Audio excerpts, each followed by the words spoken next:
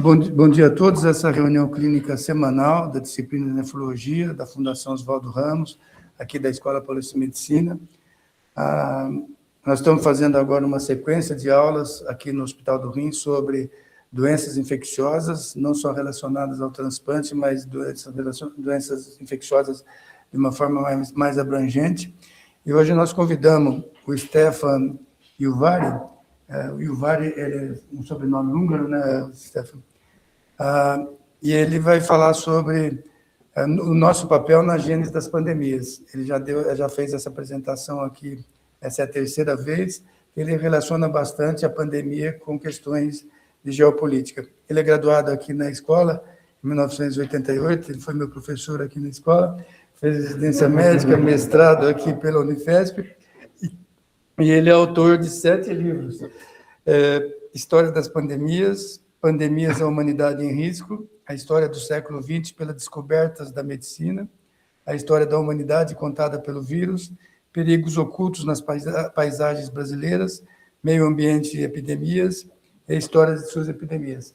Esses livros que ele fez, 7 livros, são muito mais difíceis são mais difíceis de serem feitos ou de ser elaborados do que um livro acadêmico, um livro didático que você repete a maior parte das coisas que já vem sendo contado em livros anteriores e modifica um pouco.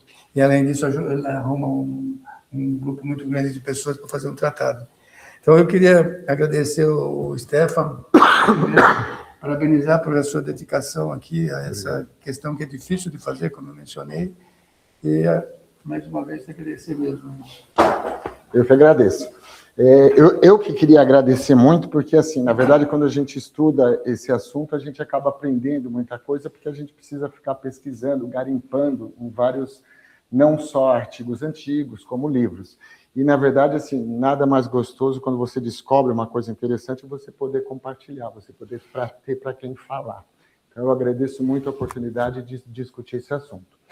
Eu vou discutir, de uma maneira geral, o papel da humanidade nessa gênese das pandemias. Lógico que eu vou mostrar o que aconteceu historicamente. Se a gente retroceder no tempo, a gente poderia ter vários mecanismos do aparecimento ou disseminação de uma pandemia. Eu vou relatar o que aconteceu de fato histórico.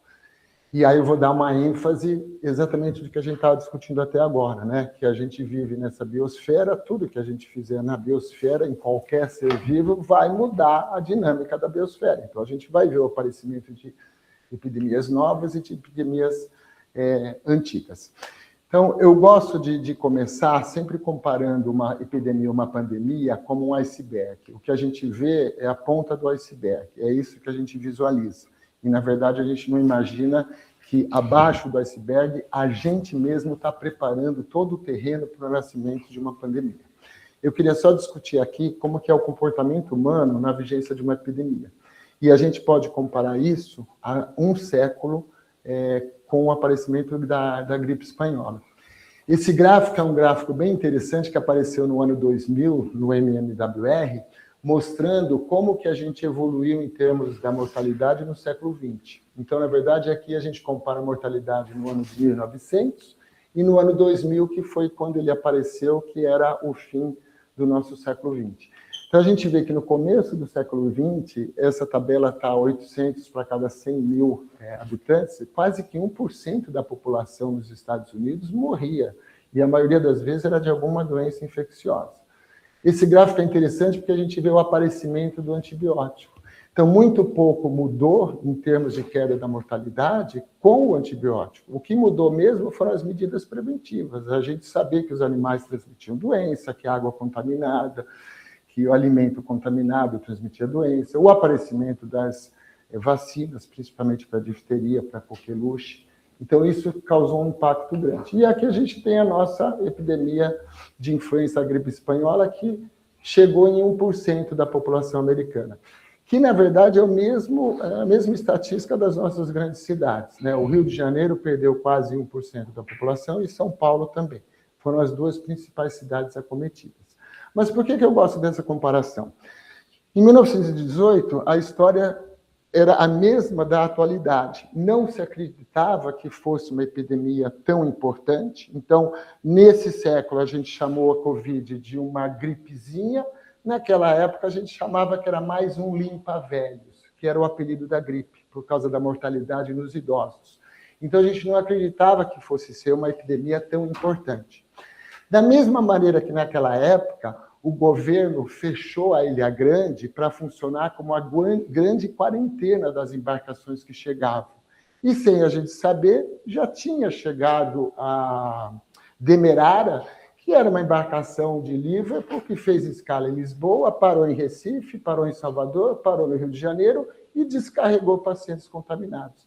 Então já estava circulando um vírus respiratório, coisa que a gente não sabia. O mesmo exemplo que a gente teve agora e o exemplo que eu falei da Ômicron. Quando a Ômicron apareceu no sul da África, fecharam as fronteiras daquela região na Europa e ela já estava circulando na Europa. Então, essa história sempre se repete, principalmente para vírus respiratórios. Lógico que foi um caos naquela época, a população se aglomerava nos postos de saúde para ter o atendimento, a população mais pobre era a principal acometida. Naquela época se usava muito as preces para evitar a doença.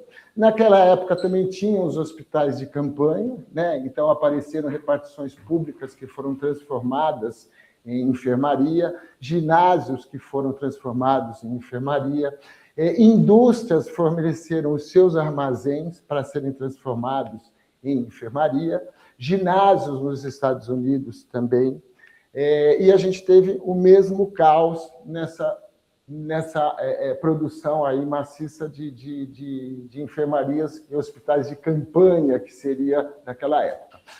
Obrigatório o uso de máscara naquela época, as pessoas compravam máscaras de vários estilos diferentes, como hoje em dia também teve, né, na nossa Covid. Aqui é um exemplo de uma pessoa que foi barrada no bonde, porque ela não estava usando máscara, então foi instituído a obrigatoriedade do uso de máscara naquela época. A gente teve uma época, um mini lockdown, parou e suspendeu os jogos de competição nos Estados Unidos, principalmente beisebol e basquete. Depois pôde retornar com uma população pequena e com o uso de máscara obrigatório. Começou a ter um caos, teve uma dança das cadeiras, então saíram membros do governo, porque a população queria que fosse melhor administrado esse caos. Até o Carlos Chagas foi convidado para ser ministro da Saúde, mas ele recusou. As mortalidades aumentaram, o número de caixões tiveram que ser usados, tiveram que ser produzidos. O relato é que usavam portas para produzir caixões, porque o número de madeiras não era o suficiente para a mortalidade, principalmente no Rio de Janeiro, como em São Paulo. O interessante naquela época é que as orientações médicas vinham dos médicos mais conceituados através dos jornais. Então, eram eles que recomendavam os cuidados para a população. E isso é uma característica de toda a pandemia, né? A gente quer uma solução daquele problema, a gente quer um cuidado maior daquele problema. E naquela época a gente não tinha isolado o vírus ainda, não tinha microscópio eletrônico, mas a gente tinha pleno conhecimento da existência de uma partícula microscópica que era o vírus. E não faltou as notícias, né? Então, o que a gente recomendara, o tabagismo, né? O charuto era uma medida preventiva, porque o ar quente inutilizava o vírus da garganta. Bebida alcoólica também, porque o álcool era um excelente, né, antisséptico, então, na verdade, ele também ajudaria. Ácido era bom, então o limão também era interessante para ver e era recomendado. Da mesma maneira que faltou cloroquina num tempo efêmero na nossa Covid, faltaram essas substâncias em 1918. As mercearias não tinham mais álcool, que era cachaça na época, não tinha mais cigarro e não tinha mais limão. Tudo isso faltou naquela época. As moedas elas eram jogadas em frascos com vinagre, então eu ia pagar alguma mercadoria, eu jogava naquele frasco com vinagre, que teoricamente você inutilizava o agente naquela época. O interessante daqui, só em termos de curiosidade, o influenza sempre foi acreditado que era uma doença causada pela teoria antiga dos miasmas, que eram os gases venenosos.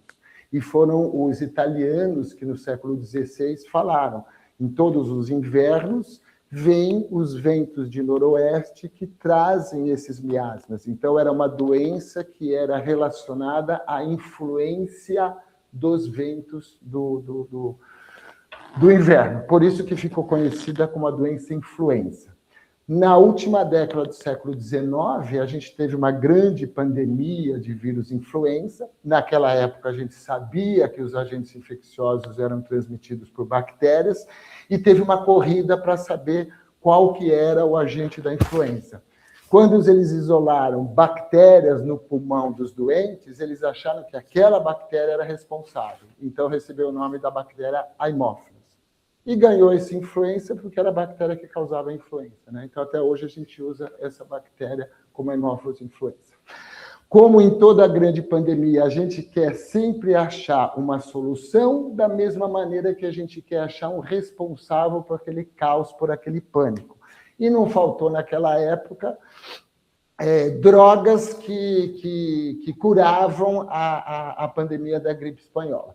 Da mesma maneira que a gente teve, na atualidade, a busca pela clorexina, azitromicina, anita e tem mais um aí, né? Azitromicina, anita e ivermectina. Então, a gente tinha, naquela época, aqueles que se aproveitaram e lançavam mercados, né, nessa época. Aqui a gente cabe um outro parênteses também. O FDA ele foi criado em 1906, só que ele sempre foi voltado para alimentação. Então, ele sempre foi voltado para o controle da alimentação, tanto de grãos, quanto de carne, quanto de ovos. Por que disso? Porque naquela época a gente descobria que alimento contaminado e água contaminada era o grande responsável pelas doenças infecciosas. Então, ele nunca foi voltado, desde o nascimento, 1906, para os medicamentos. Então, a gente teve uma enxurrada de medicamentos, que eram medicamentos com falsas esperanças e medicamentos perigosos, mas a gente nunca teve um controle disso. Então, aqui a gente tem alguns exemplos. A Bayer, ela lançou a seu famoso xarope da heroína. Então, a gente tinha isolado a morfina do ópio, a gente tinha isolado a codeína do ópio, e a indústria farmacêutica mudou a fórmula, criando a heroína. E era um xarope maravilhoso, era um xarope que acalmava as crianças, que tirava a tosse e melhorava a dor, principalmente a dor de dente. Então, aqui é o carro-chefe da Bayer naquela época, final do século XIX, começo do século XX, em que tinha aspirina e tinha o xarope de heroína. Da mesma maneira que a gente tinha um dos xaropes mais vendidos nos Estados Unidos, que era o xarope da senhora Winslow, que era um xarope à base de morfina, à base do ópio. Ele acalmava as crianças, melhorava a dor de dente e ele foi extremamente lançado, extremamente vendido em todas as publicidades dele.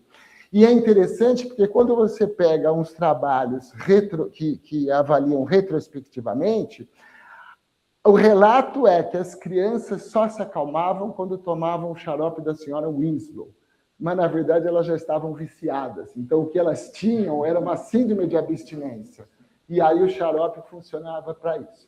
Da mesma maneira que a gente teve o uso da cocaína, né, em drops, em balas, que anestesiava na dor dos dentes, quando a gente não tinha uma noção disso. Da mesma maneira que a Coca-Cola surgiu com a noz de cola, que era um produto de cafeína da África, com a adição da cocaína. Então, na verdade, foi um xarope que era voltado para o uso pós-alimentação, porque melhorava a digestão, muitas vezes melhorava a dor estomacal, porque tinha o efeito analgésico da cocaína, era usado para dor de cabeça, e, por causa da cocaína, era usado também para aliviar o gasto mental, a fadiga, e assim por diante. Então, isso foi uma coisa que aconteceu. O grande rival da Coca-Cola foi a Pepsi-Cola, que colocava a noz de cola cafeína para energizar a pessoa, mas lançava a novidade da época, que era a pepsina. Quando descobriu a enzima digestiva da pepsina, o grande marketing foi esse. A Pepsi-Cola tem a pepsina, que ajuda na digestão, melhora as dores estomacais. Naquela época aparece o raio-x com a ampola de Krupp. Esse raio-x também era usado de uma maneira assim exagerada. Então, essa mulher toma radiações de raio-x para acabar com os pelos indesejáveis do rosto. A gente usa também para a barba, então você irradiava para acabar com a barba, você tinha clínicas para acabar com esse hirsutismo facial das mulheres, fazia as depilações com raio-x, tratamento de micoses de pele do segmento cefálico em crianças com aplicações de raio-x. E você tinha também raio-x em parques de diversões, em que a pessoa entrava, tirava o raio-x do seu corpo e ganhava essa cadernetinha para usar na carteira, mostrando o raio-x do seu corpo. Quem não tinha dinheiro para isso, fazia uma radiografia menor da sua mão, para mostrar para os amigos e assim por diante. Quando apareceu o rádio, aí era uma outra novidade, era uma substância radiativa, uma substância que fornecia energia, que brilhava no escuro. Então, ela também teve a sua utilidade no mercado. Então, as pessoas usavam cremes de raio-x, loções de raio-x, para deixar uma pele mais iluminada, uma pele mais rejuvenescida, uma pele irradiante.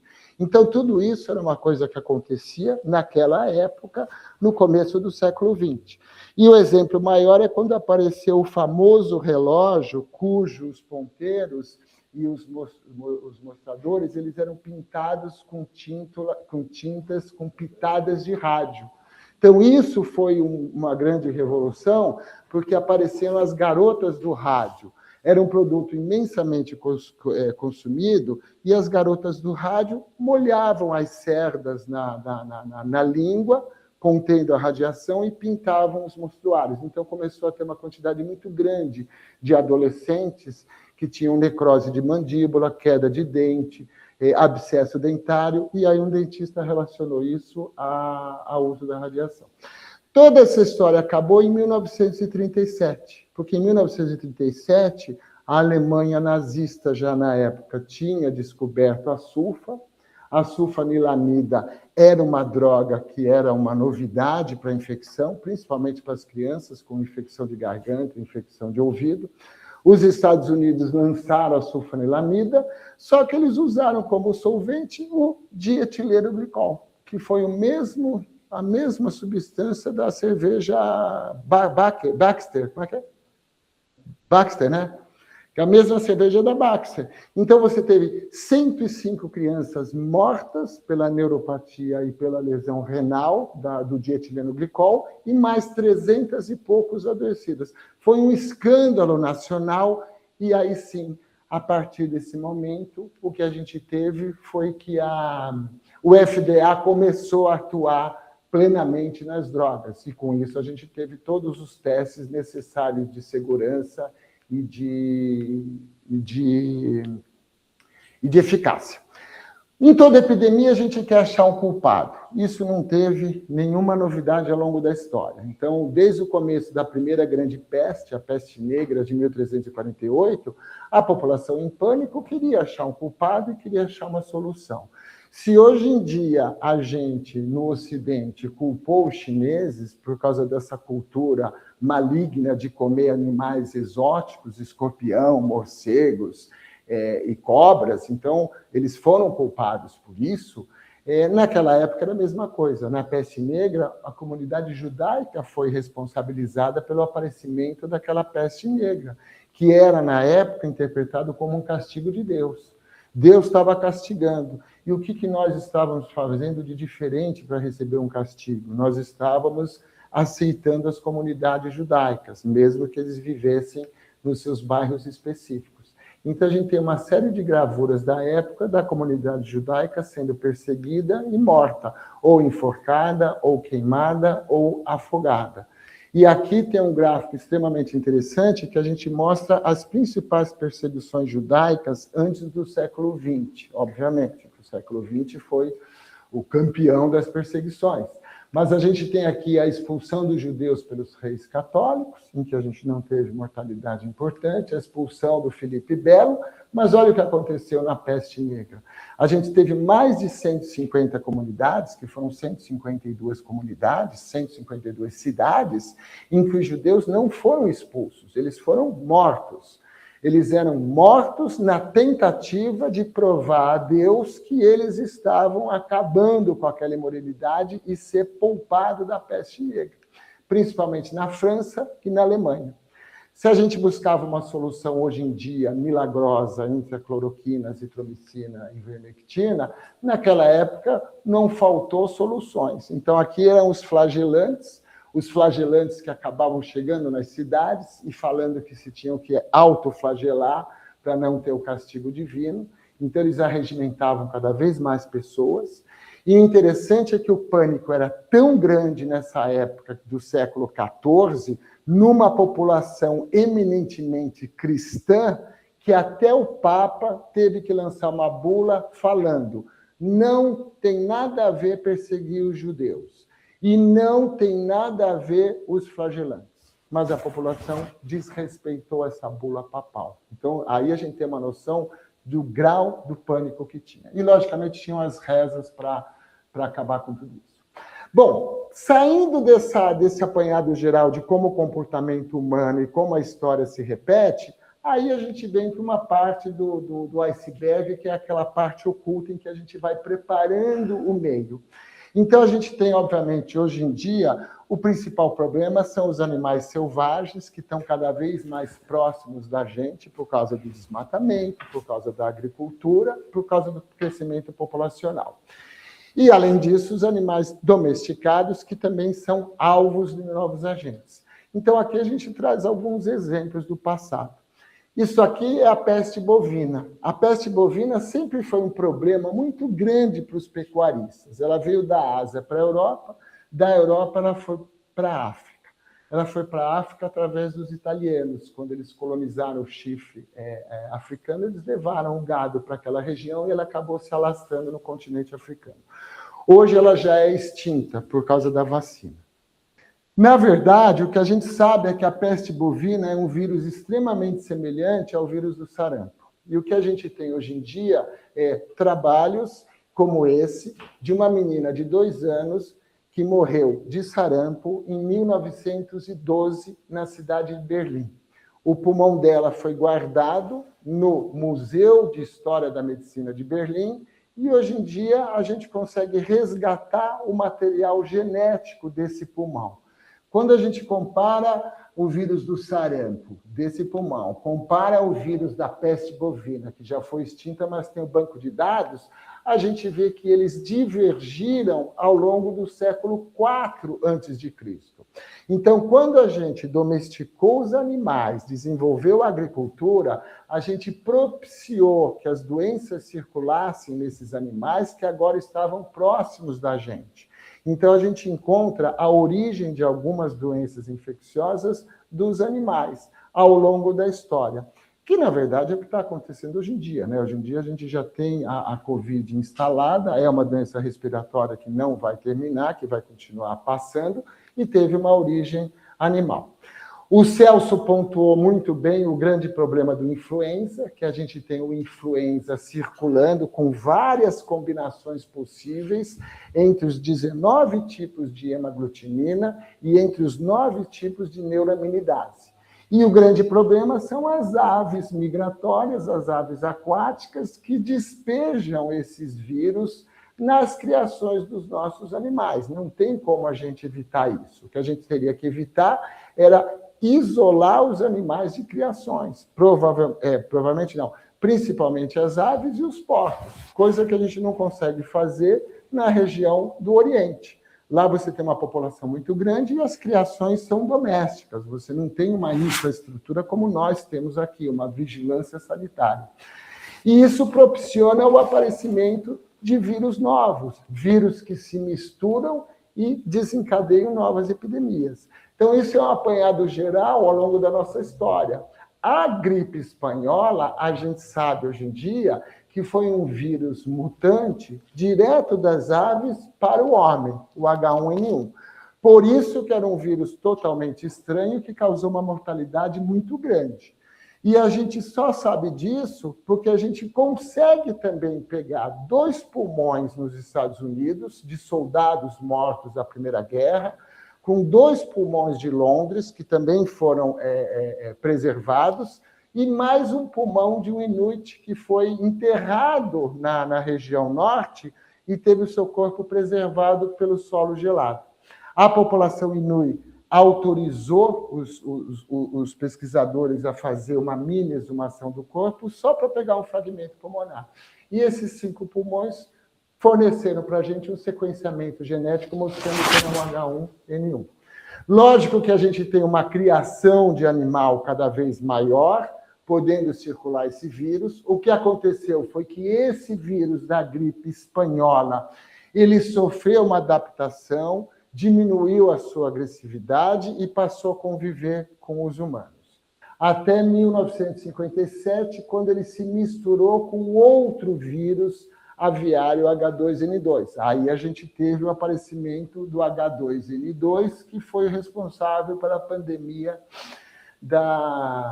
do influenza asiático em 57. O mesmo aconteceu em 1968. Agora a gente tinha esse H2N2 circulando no homem, novamente adaptado, diminuindo a sua agressividade, mas ele acabou se misturando com outro tipo de vírus aviário, dentro, provavelmente, dos animais de criação. Surgiu a gripe de Hong Kong de 1968. E o interessante é que esse H3N2 de 68 é o mesmo que circula até hoje. Ele se adaptou, diminuiu a sua agressividade, a sua letalidade, e até hoje ele está circulando aqui. E depois a gente teve o exemplo máximo aí, que foi a pandemia da gripe suína de 2009, que aí a gente teve o máximo de 4 vírus formados, um das aves, um humano e 2 de porcos, e isso mostrou o auge que a gente tem da nossa criação cada vez maior dos animais. A gente teve agora o aparecimento do H5N1 desde a década de 1990, que ele apareceu em Hong Kong, acometeu 18 pessoas, com uma mortalidade grande, e ele também foi uma mistura de 3 vírus selvagens que acabaram chegando na criação humana. A China, a muito custo, ela acaba eliminando todas as criações que são detectadas o H5N1. E o outro candidato da pandemia próxima é o H7N9, que também surgiu na década de 2010, que também veio pela mistura de vírus selvagens. Então, a gente tem uma enormidade de probabilidade do aparecimento de uma influenza novo. Esse seria um grande caos, porque seria um vírus respiratório em que estaria sendo transmitido 1 dia ou 2 antes dos sintomas, com muito mais dificuldade para se controlar. O outro candidato grande são os morcegos, né?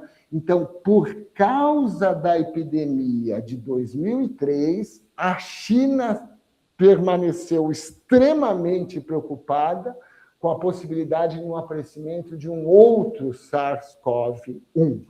Por isso que ela faz testes e mais testes, e o mundo de cientistas também foram atrás de detectar vírus novos.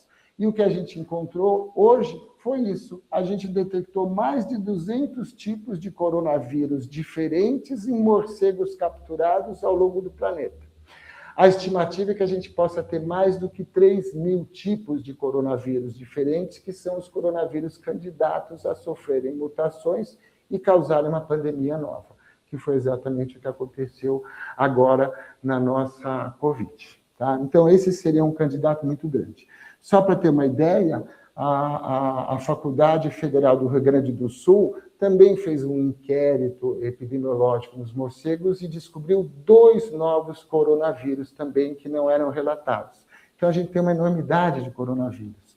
Se a gente aumentar a proximidade desses morcegos com a gente vai cada vez mais ficar expostos a essa possibilidade, que é exatamente o que acontece com o Nipah vírus, como eu falei, no Sudeste Asiático. O Nipah vírus está alastrando o seu território, e em Kampala agora a gente teve a primeira vez uma comprovação de uma pessoa doente, numa mini epidemia, em que ela foi para o hospital, aonde ela ficou internada esperando ser atendida. 2 outras pessoas pegaram a infecção, então a gente tem a comprovação de que o vírus transmite de pessoa para pessoa, não tão eficaz quanto um vírus respiratório, logicamente. Depois essa pessoa ficou numa fila esperando fazer tomografia, porque ela estava com problema encefálico, e passou novamente para 3 outras pessoas, para um funcionário da saúde. Um outro exemplo que a gente tem, que eu gosto muito de falar, são as alterações políticas, econômicas e sociais na gênese das epidemias. E aqui eu trago um exemplo bem interessante, que é a origem da AIDS. Então, a gente sabe, hoje em dia, que a AIDS se originou entre 1900 e 1920, por causa dos estudos genéticos.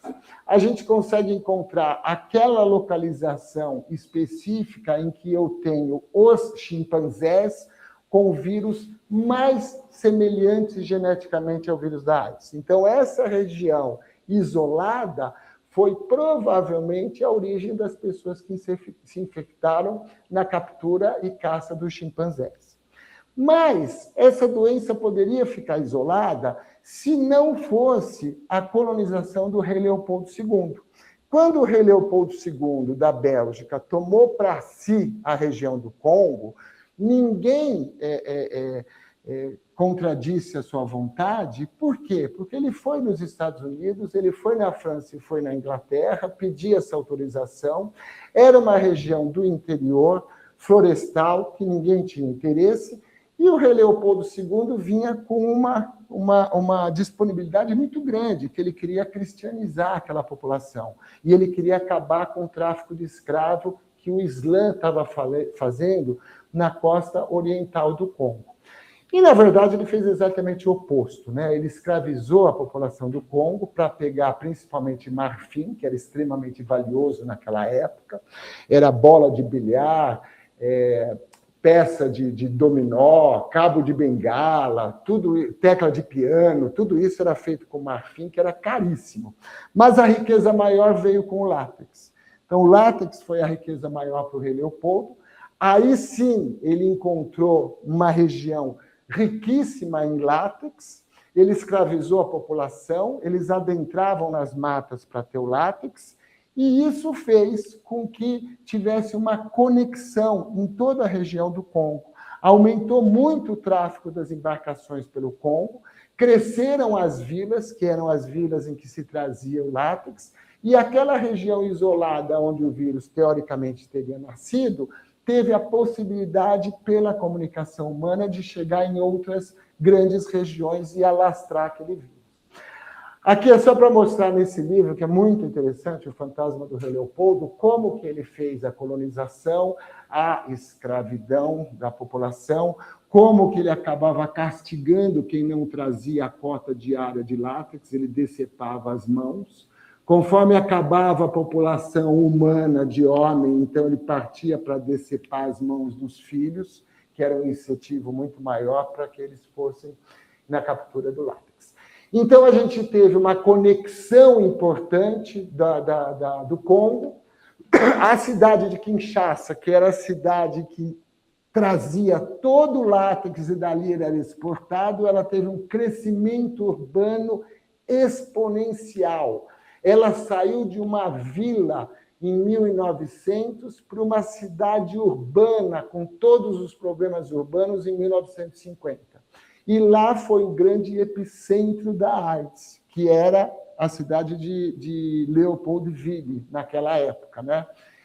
Foi lá que a gente tem, por coincidência, o sangue estocado de 1959, que a gente descobriu o vírus da AIDS. Era de uma pessoa da cidade de Kinshasa.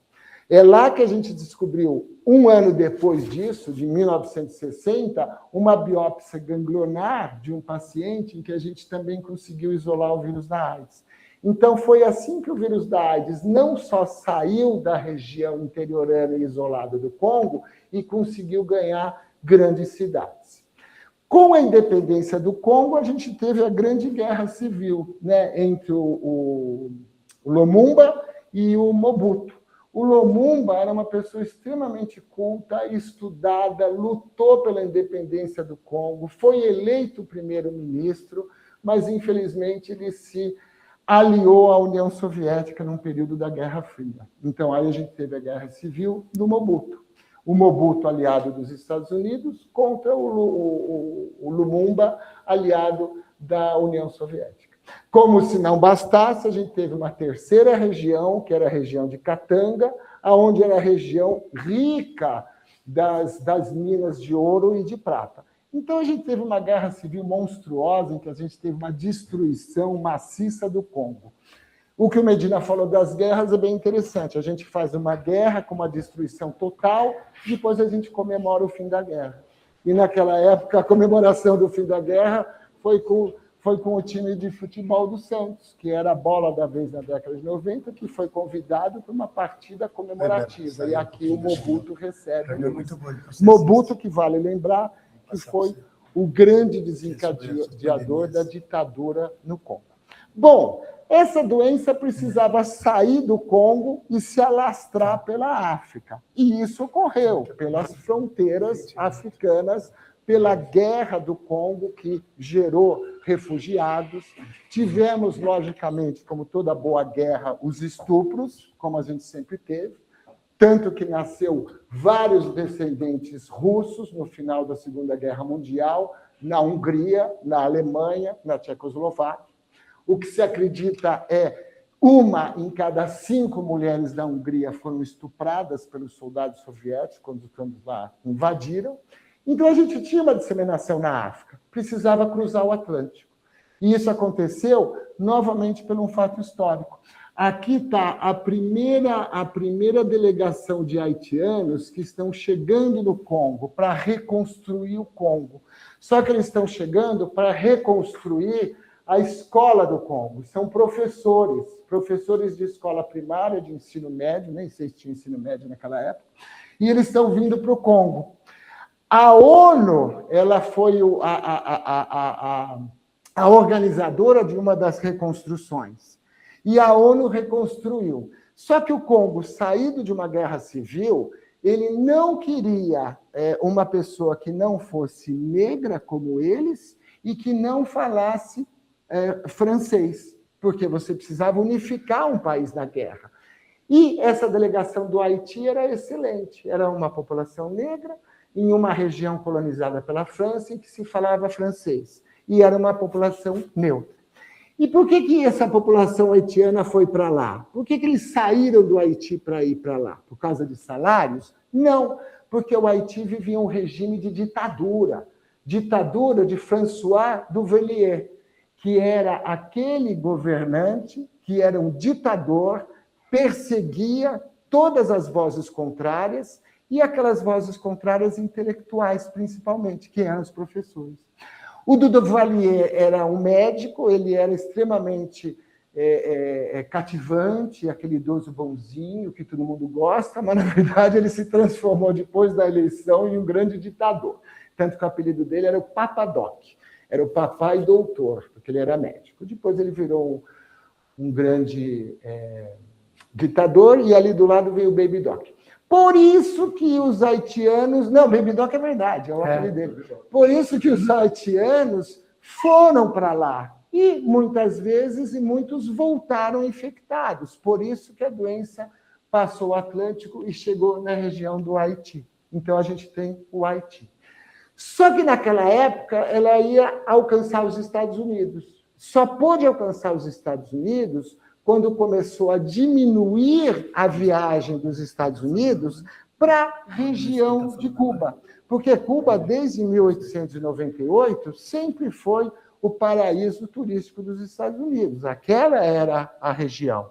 Aquela era a região frequentada pelos estadunidenses, onde você podia ingerir a bebida alcoólica, numa época da lei seca, onde a máfia controlava. O Frank Sinatra aí chegando lá para fazer um show, ganhando um salário milionário, junto com o Jim Martin, junto com o Sammy Davis Jr., que era a tríade contratada da máfia. Você tinha os shows, você tinha cassino, você tinha encontros, você tinha um monte de coisas maravilhosas, começavam a ser construídas as casas em Varadeiro. A dona como é que é o nome daquela? DuPont. A dona da DuPont foi uma das primeiras a construir casa em Varadeiro, mas tudo isso acabou com a Revolução Cubana de 59. Então, não tinha mais os Estados Unidos indo para lá, eles foram barrados, e aí começou a ter um outro resort turístico, o resort turístico do Haiti. Então, esse foi o outro resort, junto com Porto Rico. Só que aqui tem um detalhe muito grande. A gente vivia, logicamente, o auge do preconceito dos homens que fazem sexo com homens, né? Que na época era chamado de homossexualismo. Hoje em dia é homem que faz sexo com homem. E naquela época eles viviam escondidos, na clandestinidade, com as suas revistas ocultas no fundo da banca de jornal, quando eles queriam comprar. Era extremamente preconceituoso aquele mundo, né? Hoje não. Era extremamente preconceituoso aquele mundo. E o que acontecia? Você tinha as agências que ofereciam viagens e pacotes promocionais a preços baixos para esse grupo de pessoas. E essas viagens eram para os resorts do Haiti. Por isso que a gente teve, no começo da AIDS, uma incidência grande nos haitianos, que é onde ela estava se disseminando, e depois nos homens que fazem sexo com homens americanos, porque era uma região para onde eles se guiavam. Um outro exemplo que tem aqui, que eu já falei várias vezes, é a Revolução Industrial, né? A Revolução Industrial foi a primeira vez na história da humanidade que a gente aglutinou uma quantidade gigantesca de pessoas, 2, 3 famílias vivendo no mesmo ambiente por causa do salário, que devia ser um salário muito caro para cada família, pessoas depauperadas com excesso de jornada de trabalho, e, logicamente, foi um caldo de cultura para o aparecimento das epidemias de transmissão respiratória. Um monte de pessoas aglutinadas, depauperadas, mal alimentadas. Por isso que o século XIX foi o século da tuberculose, da coqueluche, da difteria, da escarlatina, fugiu agora. Bom, e para terminar, a gente tem o quê? A gente tem o desmontamento da União Soviética. Olha que coisa interessante. A gente tem a União Soviética, ela foi arruinada, ela se esfacelou, ela se desmontou. Só que na hora que você tem todos aqueles estados que ficaram independentes, você perde toda a conexão econômica. É como se a gente ficasse com todos os estados independentes e, de repente, aqui em São Paulo, a gente não tem mais medicamento para AIDS, porque quem produz é Manguinhos, no Rio Grande do Sul, do Rio de Janeiro. E agora Manguinhos é um outro país. Ele vai ter que negociar a importação para mim, entendeu? Da mesma maneira, não tem leite nem carne que vem de Minas Gerais, não tem mais os grãos do Nordeste. Então, lógico que foi um período de dificuldade econômica para todas as nações que emergiram na ruína da União Soviética. Faltou carne, faltou leite, faltou pão, teve uma quantidade grande de desemprego e teve um caos no sistema de saúde pública, em uma nação que competia a saúde pública com os Estados Unidos. Então, aqui é um dos exemplos da difteria. A gente tinha a incidência de difteria extremamente baixa. Na década de 90, esse caos gerou um caos no sistema de saúde pública com falta de vacina, e a gente teve epidemias de difteria parecidas com as epidemias na metade do século XX. A gente retrocedeu. Não só na União Soviética, não só nos países que emergiram da União Soviética, como nos países do leste europeu. E a tuberculose também veio. A tuberculose veio junto com o desemprego. Então, a gente teve uma quantidade muito grande ascendente de casos de tuberculose que coincidiram com o desemprego, obviamente, porque as pessoas foram morar na casa de parentes mais aglutinadas. Mas o problema principal não foi esse. Como estava um caos na saúde pública, as pessoas abandonavam o tratamento e não se sabia. As pessoas tinham uma hora um remédio, outra hora não tinha o outro. Uma hora ia pegar o remédio, não tinha remédio naquela hora, estava em falta. Então, tudo isso favoreceu o quê? O aparecimento da tuberculose multiresistente, que a gente só descobriu muito tempo depois. Esse é um gráfico que está de 2024, mas ele é igualzinho os gráficos desde o ano 2000, 2005, 2010. Então, aqui a gente tem as regiões, que é a Bielorrússia, a Ucrânia, a Rússia, o Cazaquistão, o Turcomenistão e o Uzbequistão. E o Uzbequistão. Em todas essas regiões que estão lá coloridas, mais do que 20% dos casos novos de tuberculose são multiresistentes, resistente à isoniazida e à rifampicina. Então, isso é para a gente ver o caos. Quem levantou isso pela primeira vez foi a Shilova, que é uma epidemiologista russa que lançou no seu trabalho em 2001. Não sei se ela lançou outros trabalhos depois, porque depois veio a era Putin. E a gente sabe que a Ucrânia é uma dessas regiões e a gente ainda está esperando o que pode ocorrer com a disseminação. Eu não vou falar de disseminação oculta, que é um trabalho interessante que mostra que a disseminação estava, mas eu só vou terminar com a alteração climática, né? A alteração climática que a gente tanto fala e que tem algumas coisas interessantes. Por exemplo, o chikungunya. O chikungunya, ele saiu do interior africano por causa do efeito El Niño e Laninha, porque você teve uma seca muito grande e a população teve que migrar para o litoral do Quênia, para a cidade de Lamu. Naquela cidade de Lamu, por causa da seca, você tinha uma série de reservatórios de água para acondicionar a água, com proliferação do mosquito. E aí a doença acabou se alastrando pelo Oceano Índico. O fato interessante é que de Lamu, ela se alastrou pelo Índico, mas ela chegou nas regiões francesas, das Ilhas Maurício e Reunião. Essas ilhas francesas recebiam turistas franceses, e a doença foi parar na França. Esse mapa mostra 800 pontos vermelhos, onde foi detectado a presença de pessoas que adoeceram do chikungunya, quando voltaram doentes. O Instituto Pasteur fez, em 2006, um inquérito querendo saber aonde tinha presença do Aedes, não egípcio, mas o Aedes albopictus. E ele só achou naquela região, numa região da Córcega e numa região da ponta da França. O que aconteceu em 2020? O Aedes albopictus acabou dominando o território francês. Ele foi se alastrando, provavelmente, pelo aquecimento do planeta. Por que, provavelmente, do aquecimento do planeta? Porque ele não se comporta como o Aedes aegypti, no reservatório de água. Então, ele não tem muito a ver com urbanização, mas, sim, com o clima. O que aconteceu foi que o Aedes albopictus está dominando o continente europeu, e agora, desde 2018, a gente começa a ter caso de dengue na Europa, principalmente na Espanha, na França, na Itália, agora é no sul da Alemanha e agora é nos Balcãs. Então, cada vez mais a gente está tendo casos de Aedes aegypti na Europa que era impensável a gente ter naquela época. Da mesma maneira que na nossa época de aluno era impensável achar que ia ter febre amarela aqui. A febre amarela era só na Amazônia, né? Conforme a gente foi fazendo a nossa desmatamento, teve migração de primatas em busca de novas regiões, eles foram pela mata ciliar, e na época que a gente se formou, febre amarela era mata amazônica, só, entendeu? Você só tomava vacina quando ia viajar para a Amazônia, só. A gente nunca ia imaginar que a gente ia ter no Rio Grande do Sul, aqui na Serra da Mantiqueira e assim por diante.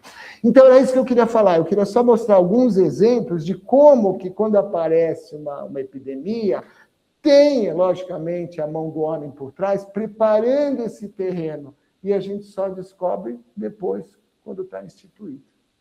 Era mais ou menos isso.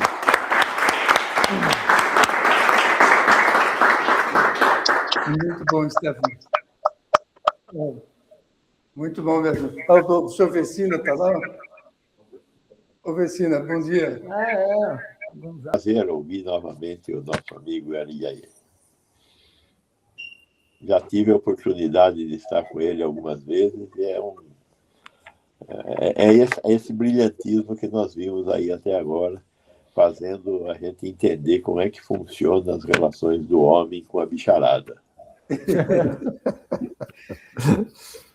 E como é difícil cuidar disso, né, Vecina? É muito difícil, porque quem comanda todo esse espetáculo, como ficou muito claro aí na aula, é o dinheiro. E enquanto a gente não conseguir pôr na frente do dinheiro a qualidade de vida, o bem-estar social, nós vamos continuar prestigiando o aparecimento de novas pestes. Verdade. É verdade. E o senhor tem uma experiência grande nisso, né? Porque o senhor já está acompanhando toda essa mudança aí há muito tempo e o senhor vê, acho que na sua opinião, que nada muda, né? Sempre continuam os mesmos problemas e a mesma história. Por causa do dinheiro. O doutor Vecina, que tem muita gente mais jovem aqui, que fundou, que organizou a Anvisa brasileira. Faz 30 anos, né, Vecina? Foi em 1999. Isso. Ele que criou. Ele que criou a Anvisa da forma como ela está estruturada hoje, e saiu da cabeça dele. Saiu da necessidade do Brasil ter uma Anvisa, na verdade. Eu só estava lá circunstancialmente, viu, Medina? O Celso Granato? Olha, parabéns, viu, Stefan? A gente pode ouvir 20 vezes a apresentação do Stefan e aprender um monte de coisa nova, né? Então, essa visão global que ele tem, muito ligando os preconceitos do ser humano, a parte econômica, a parte política, a parte microbiológica, é um passeio, né? É um passeio que a gente faz que é uma delícia, né? Eu não podia perder a oportunidade, Medina, de contar uma história que eu vivi com o professor Vicina. Eu estava uma vez voltando do Rio de Janeiro, onde eu tinha ido participar de um evento, e, para minha sorte, eu sentei no avião do lado do professor Vicina, né? E aí ele me perguntou como é que estava a questão da dengue, né, naquela época. Isso devia ser anos 90, sei lá, né? Aí eu falei assim, olha, tá ruim, né? Porque cada vez está tendo mais, está espalhando pelo Brasil inteiro, mas o que me preocupa agora mesmo é a chikungunya. Aí ele falou, chikungunya? Eu falei, porque isso aí eu acho que vai ser um estrago muito grande, não sei o quê, e a gente não consegue ter teste distribuído pelo Brasil inteiro, né? Ele falou, deixa comigo. Dali uns 3 dias, ele entrou em contato com o pessoal lá do Evandro Chagas, e chegou um frasquinho para mim no laboratório com o vírus chikungunya padrão, e daí a gente conseguiu fazer um monte de testes, espalhou pelo Brasil inteiro. Então, uma pessoa com uma visão assim de saúde pública invejável, né? Então, sempre que eu posso, eu conto essa história, porque eu acho que é uma pessoa que realmente merece todo o nosso respeito. Muito obrigado novamente, professor Vicina. Renato, você merece todo o seu respeito por todo esse trabalho seu também. Parabéns. Eu vou contar uma outra história. Eu estava uma vez com o professor uma vez não, agora na Covid. Uma vez em algum evento lá, que tinha uns jornalistas lá num programa, e aí depois que caiu, a gente saiu, né? E aí eu tinham perguntado se a água da piscina transmitia.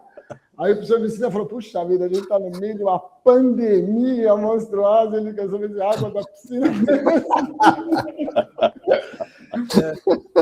Eu falei, no interior o pessoal falava só se a piscina estiver vazia. Ô, Vicina, aproveitar e fazer uma pergunta para você. Ontem mesmo, nós estávamos numa apresentação junto, e alguém mencionou que o mundo não está preparado para a nova pandemia. Então, nós escutamos falar sempre isso, e nós estávamos discutindo aqui antes da apresentação formal com o Stefan, que eu acho que não tem como você se preparar para a pandemia. Você tem o que tem, e daí, na hora que acontece, vai ver como resolve. É mais ou menos isso ou tem como? Eu acho que nós temos que fazer vigilância.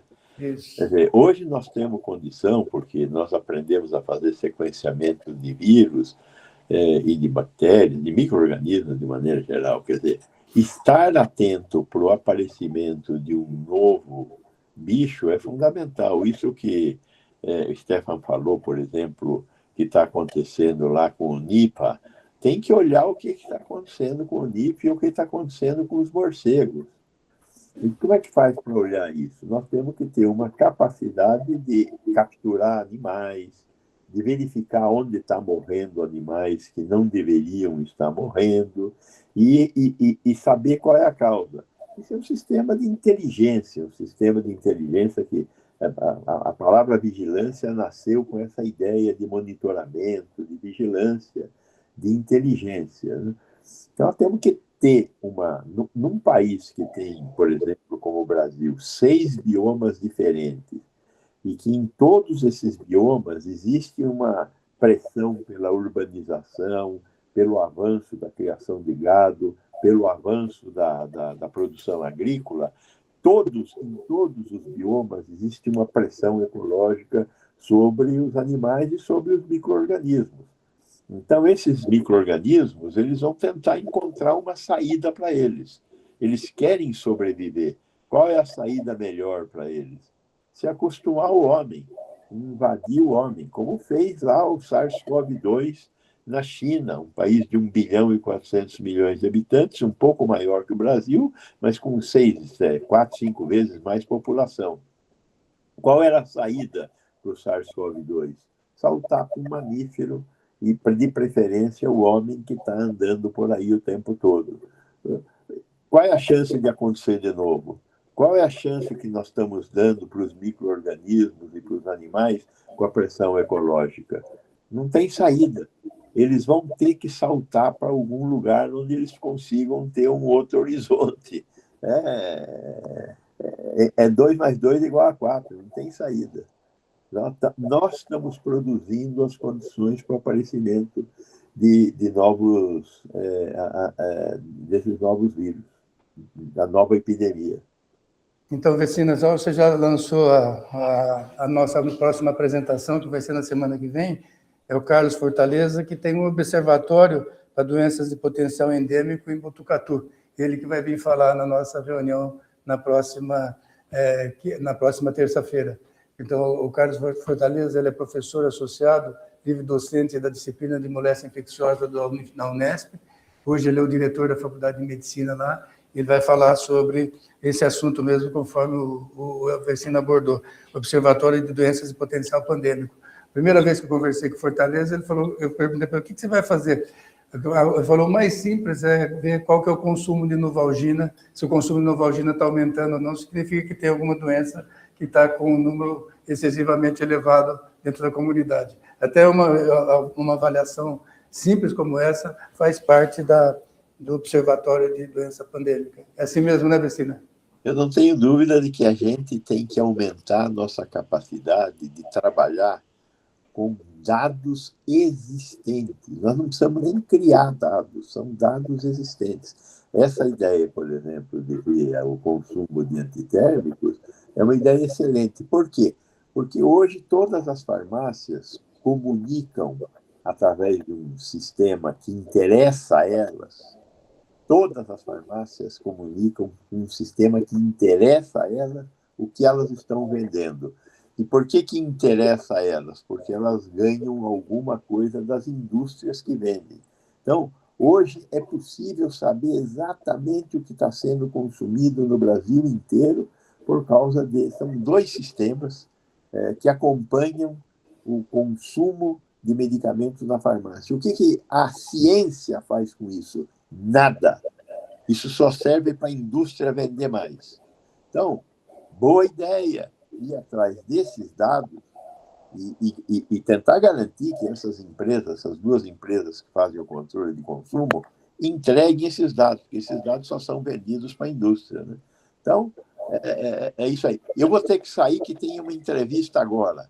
Parabéns, Medina, Stefan, e para todos que estiveram assistindo até agora. Um grande abraço. Nós estamos encerrando. Um abraço, Vecina. Obrigado. Queria te agradecer mais uma vez pela brilhante apresentação sua. E nós vamos contar com você mais outras vezes. Não, vou eu só queria fazer uma pergunta para você. Quando o teu neto estiver dando uma aula, e que você falou da autoflagelo como uma coisa ridícula, assim, o que você acha que ele vai estar falando que nós estamos fazendo hoje de ridículo? Por exemplo, assim, essas injeções para emagrecer. Aqueles exemplos que eu dei aquelas de 1900, né, que era tudo. Hoje é a mesma coisa. Eu passo visita no hospital, tem lá o programa que vende um remédio que é natural. Quando fala que é natural, então tudo bem, é bom. E ali ele trata impotência, ejaculação precoce e falta de libido. Os urologistas lutam para controlar uma dessas coisas, o remédio vende os 3. Então, é uma vergonha. Eu não sei nem como que pode isso. Eu não sei qual que é a lei que é burlada para vender isso. Você não acha? É uma vergonha isso. Tá bom. Então, tá bom. Não gostou?